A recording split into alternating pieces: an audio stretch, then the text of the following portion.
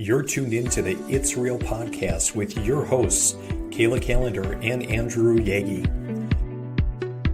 Each week, we'll talk about what happens behind the scenes working full-time in real estate and share with you real-life stories, our successes and failures as we work to help consumers and industry professionals reach their real estate and real-life goals. Here we go. Welcome to episode 39 of the It's Real podcast. I'm Kayla Calendar, and I'm a mortgage lender. And I'm Andrew Yagi, and I'm a real estate agent. Hello, Andrew Yagi. How are you today? I'm really good, Kayla. How are you doing? Pretty good. It's, 60 degrees in Fargo. Man. It's absolutely gorgeous. And, we have daylight savings time behind us. I don't know about your household, but daylight savings time is a little bit rocky for us. Yeah. Even for me getting up in my morning routine and everything, I felt like I was still running a little bit behind this morning, Kayla, but we made it happen. We did it. Dogs don't really notice too much, but they were a little different. I noticed they were a little bit hungrier, but it's funny though. There was a stat I read about daylight savings time, and it's how so many more people deal with heart attacks and stress because of that lack of sleep for an hour. It's crazy to think about, but there's national statistics out there that just talk about the health benefits of just more sleep, and they notice a lot more, a higher amount of people go in to the doctor or ER around this time. So I suppose, thinking about it, if someone was kind of right on the edge already, it could be just enough to send someone right over the edge. It really could, but what did you do this weekend? Did you do anything fun, anything exciting? Yeah, so it was a really, really great weekend, Kayla. And in fact, it started out, I love aviation a lot. And so it started out with kind of the end of last week. I've been doing a bunch more pilot training and trying to level up and gain new experiences. And I actually ended up earning my first jet type rating, a second in command type rating. So I did that kind of this past weekend. There's a quick picture of me. Actually, we're doing some steep turns over Otter Tail Lake, so nearby. So that was really quite a lot of fun. We took our kids. We were actually in Fargo, actually in your neighborhood. We took the kids to Disney on Ice at the Fargo Dome. So we had a really, really great time. Everyone, for the most part, except Finn, the only boy there. Everybody was in their princess outfits for the most part. So yeah, it was really great. Oh, it looks like they had fun. That's awesome. Did you wear your princess outfit, Andrew? I did not wear my princess outfit, but I had to spend, some of the time walking, getting some steps in around the Fargo Dome with the littlest princess, because even though she loved the show, she was sick of sitting there after a little while. Oh, I'm sure. I get it. Well, that looks like a jam-packed fun weekend. Did you get any rest or relaxation? Yeah, there was a little time for that, although, a little real estate too. We've got, a lot of things going on, especially out in Lakes area. We're working with a developer and kind of a new unique concept. So listing some properties out there, and was out showing them this weekend, and actually just spending time outside with family, enjoying the outdoors. It was really a great weekend, and just amazing, what nice weather and sunshine and longer days really will do for you. It's true. Just a little zap of energy for sure. Yeah. How about you, Kayla? Did anything fun over the weekend?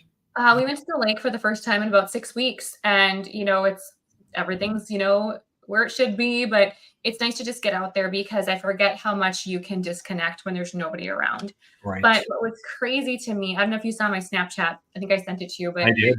It was open water, and then we see people ice fishing across the lake.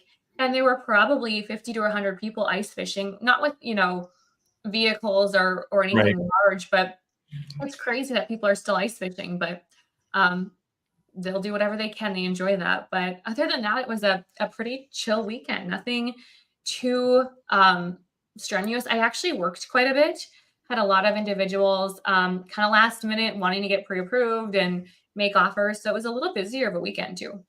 Sure. No, I can totally appreciate that.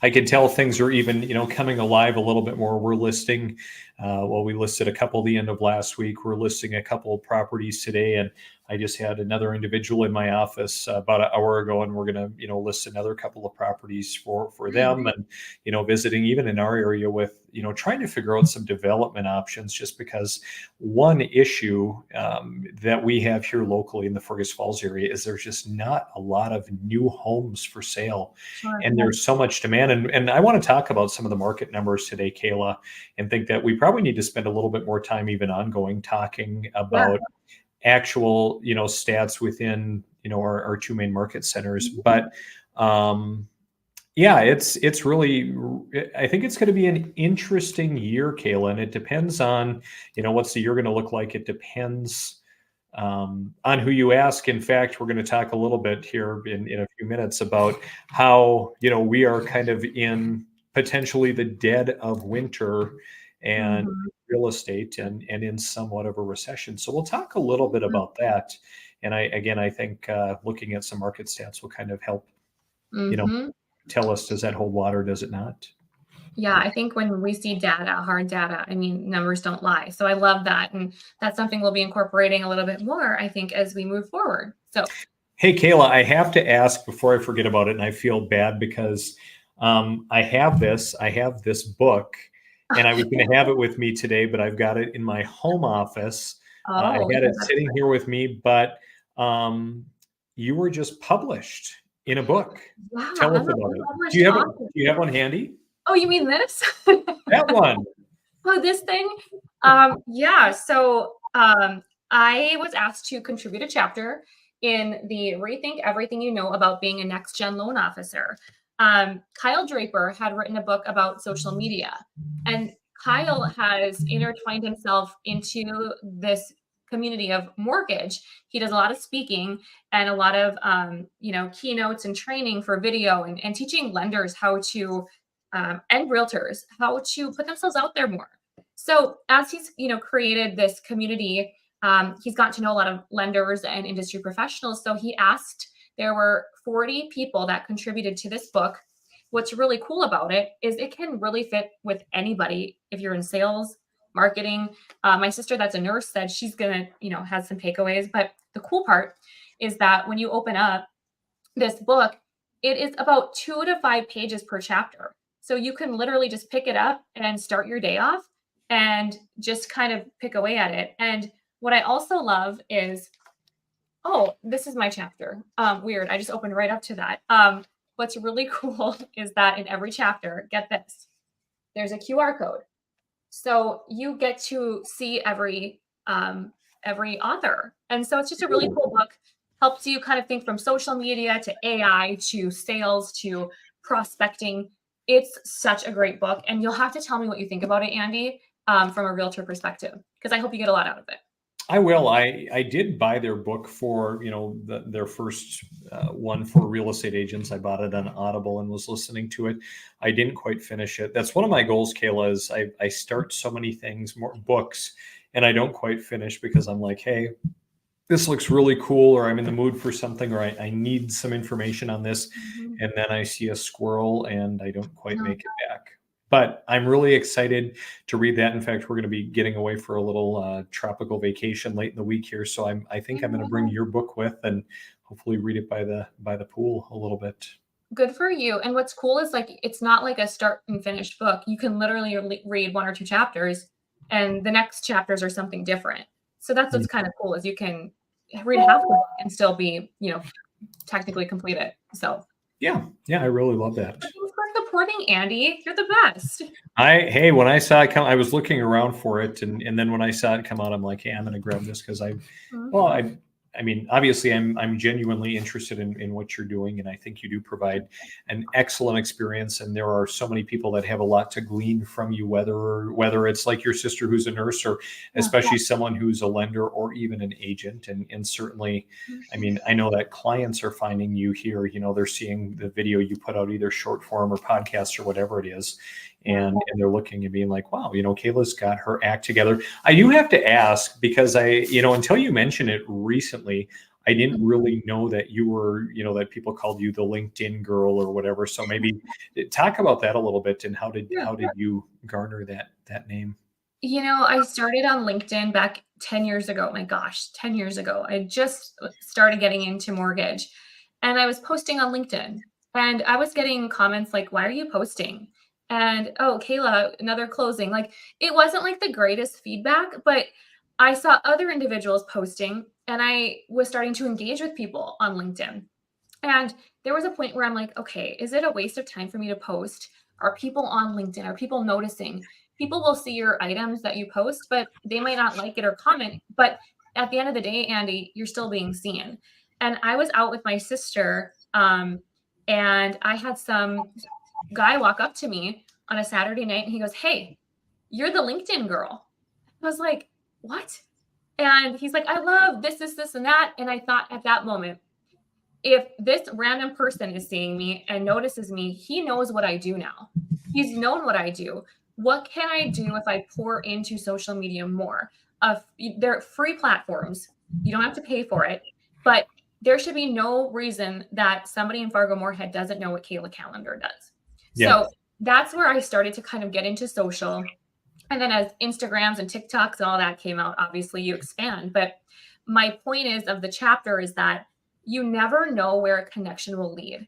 And the reason that I wrote, and if you read my chapter, you'll find out the reason that I was in this book was because of LinkedIn. And I can trace it back to about 8 years ago.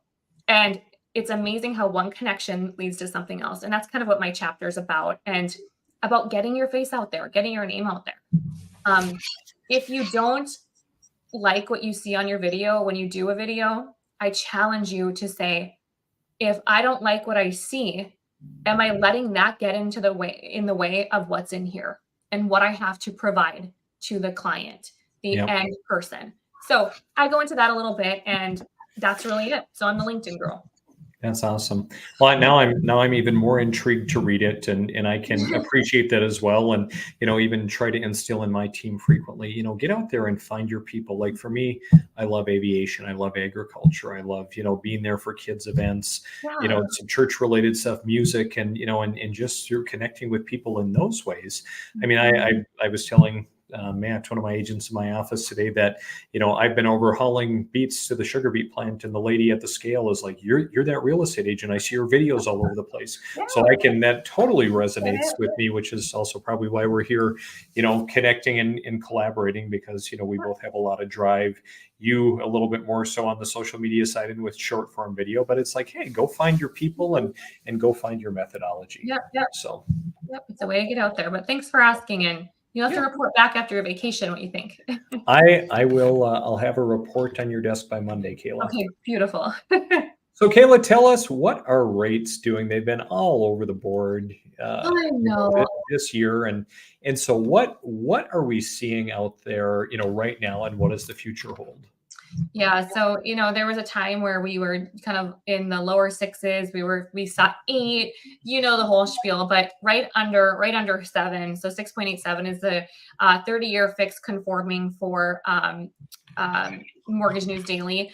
FHA, you can see 6.39. So I had a call with a client yesterday, Andy, yes, on a Sunday. He was looking to buy a home and he really wanted to go conventional, right? And he had a 684 credit score. And so he was getting hit with a higher rate. We flipped it to FHA and he was saving in interest 1.25%. Wow.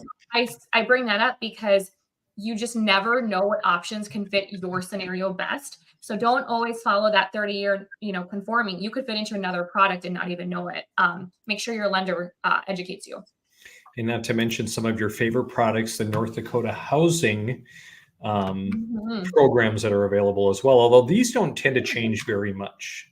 They really don't. I mean, we saw some changes a while back where they were changing every other day or every other week, but these stay pretty solid. I think in our last few podcasts, this has remained the same, but all the way down to 4.75, all the way up to 8 and almost a quarter, depending upon where your income limits are at, if you're getting down payment assistance, if you're a single parent, if you're a disabled veteran, if you, whatever it may be, you could fit into those categories. Very cool. So, interesting. Some options. So rate wise, where are we going from here, Kayla? What are we going to see by the end of the year? I don't know. I'll be honest, but I will tell you that with an election year, anything is possible. There's been, rumors that we'll see, low sixes. There's rumors. I mean, I've heard high fives, but you just never know. And I'm careful about it because, for a while we were saying rates are going to drop, and that was last year, and we didn't see that. So Right. we'll go back and say the Fed has made their commentary, but until we see actual change, I think that if you're in the position to buy and afford a home, do it now, because when rates drop, it's going to get very competitive. I think last time, Andy, we said for every 1% that the rate drops, so think 1%, 3 million more people come into the market because they can now afford the home that they want when the rate's 1% lower. So just kind of food for thought is if you're playing the rate game, you might be waiting a while, and by the time you come around, it will be very competitive. Mm-hmm. You're right, though. There are a lot more people that are getting out, having conversations, and even I'm having conversations, people, a little bit more, financially savvy, and just, hey, we want to make sure that this works even before, we go take a look, which always surprises me because I'm used to people calling and saying, hey, we just want to go see the house. Let's go look at it. And, we're going to figure out if we can afford it later. So it's actually a little bit refreshing. You know how I kind of prevent that is I tell my clients, before you go look at the home, shoot me the address. Let's run a payment, because then they know, oh gosh. So I've had a girl, she sent me about 6 homes in the last week, and she's just getting, her pulse on it. Like, okay, now I'm understanding what I can afford.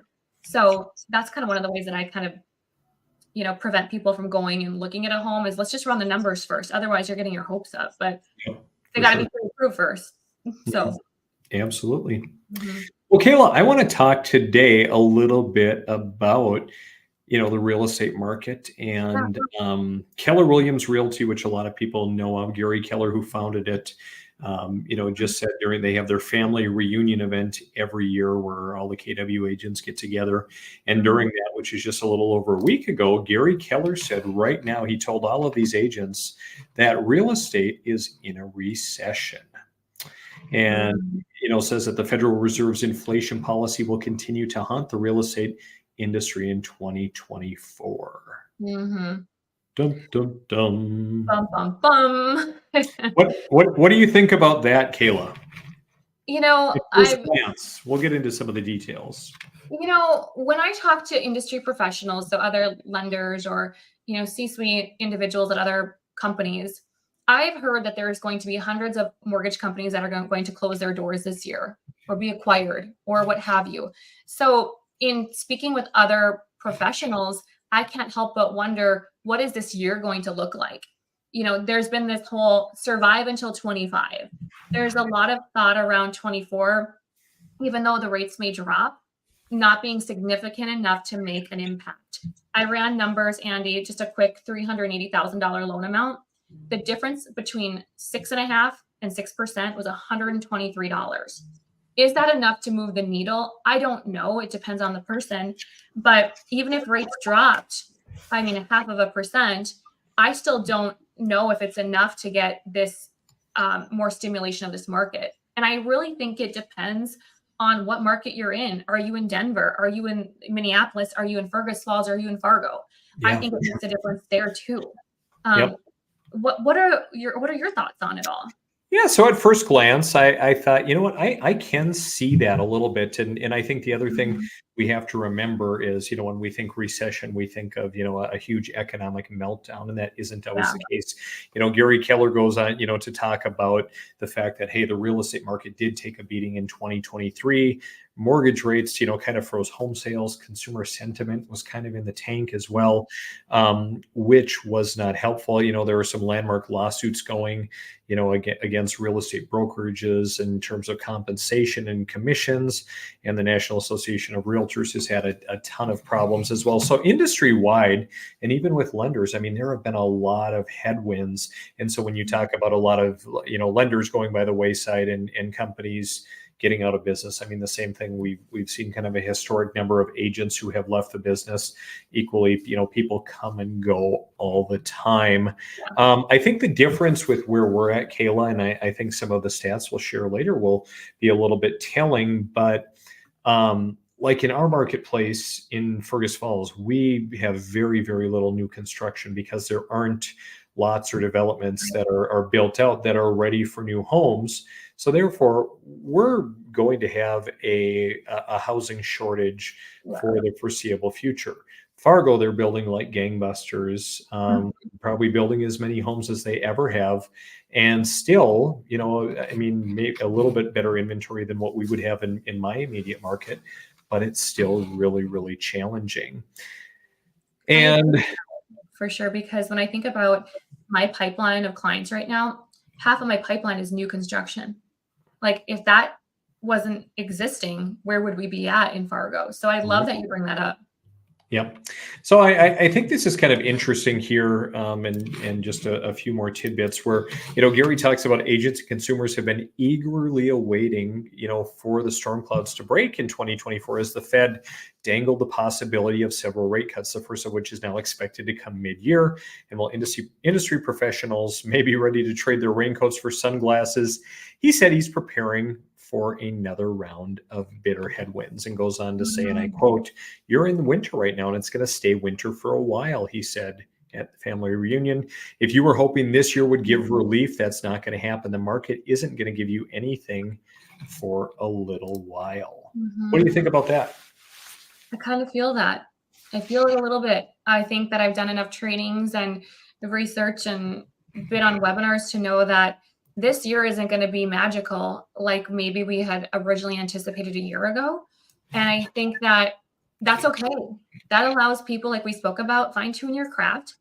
These clients of ours, they don't deserve a 2020 realtor or 2020 lender. They deserve this one-on-one attention and education. So my thought is this probably won't be this year of a ton of sales and listings, but it's a time then to reflect and ask yourself, am I in this industry for the right reasons? And can I stick it out? And if you're a client, I would say, what makes most sense for me to continue to rent and throw the money away? And this is not a rent shame thing, or does it make sense for me to move forward no matter what the rate is, if it's a 0.5% lower or not? And have those in-depth conversations with your agents and your lenders. That's my thought. How about you?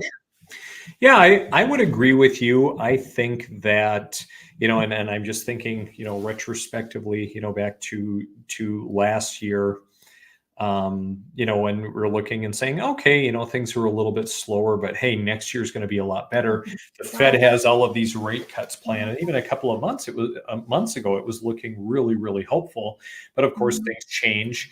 And, and as Gary points out here, that the Fed's, inflation policy is going to continue to stifle the housing market for the foreseeable future. Of course, the Fed, they would say, and the government in their infinite wisdom is just trying to prevent a wider economic fallout. And the thing that, looking here, it talks about how every recession, Kayla, every recession over the past 59 years has been caused by the government or the banking sector. And the housing industry has often had to bear the cost of their bad decision making, and how the Fed wants us to come right up on the border of an economic recession. But right now, real estate is in a recession. You are in a recession, but the economy's not. So as long as they can keep us in a recession and keep the economy out, they're going to keep rates high. And I kind of am probably seeing that.